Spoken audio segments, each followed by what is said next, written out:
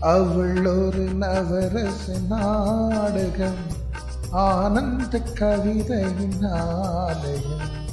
அவள் ஒரு நவரச நாடகம், ஆனந்த கவிதையின் ஆலயம்.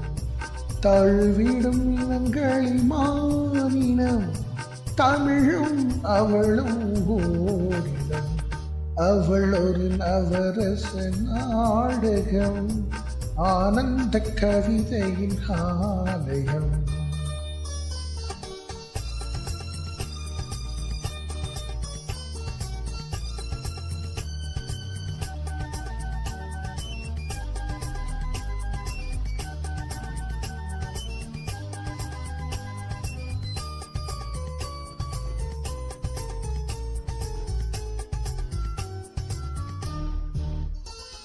மரகத